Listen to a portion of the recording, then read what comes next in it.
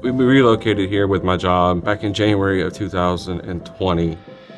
We came to visit here, and there was just something about the first experience that we had when we came with worship where we just really felt connected. We hear Pastor Sean talk about, the verse from Ecclesiastes where it talks about three chords are harder to break than one. And just what felt like a season of time where we're kind of in this alone, that the messages that were speaking to us were messages that were saying, like, we need to find some community. We heard over and over again about small groups, and those were ways to connect. And so those were things that at some point we felt like maybe we should at least take a look at.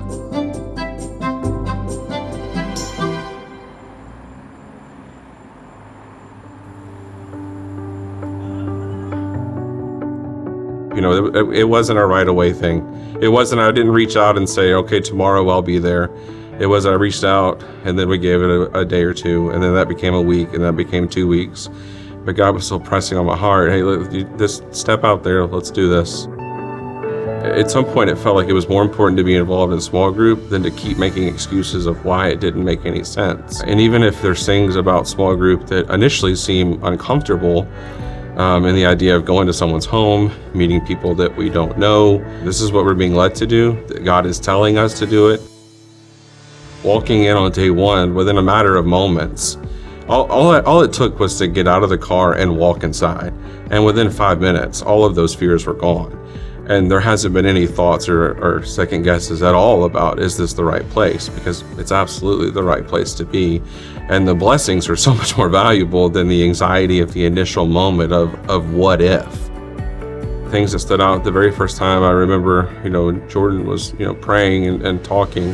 In his prayer, he said, help us to be better fathers, help us to be better husbands, help us to be strong leaders in our community. And I think that those sentences resonated with me because those were the things that I'm after. Those are the things that I want to do as a dad and as a husband and as a supervisor.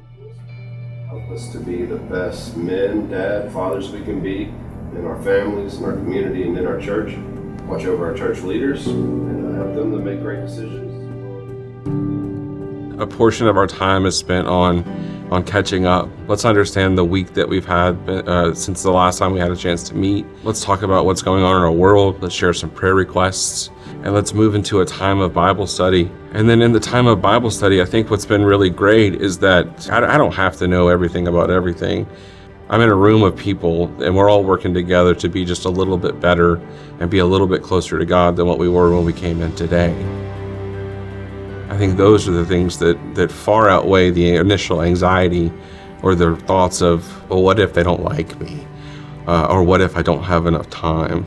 You make time for the things that matter the most to you.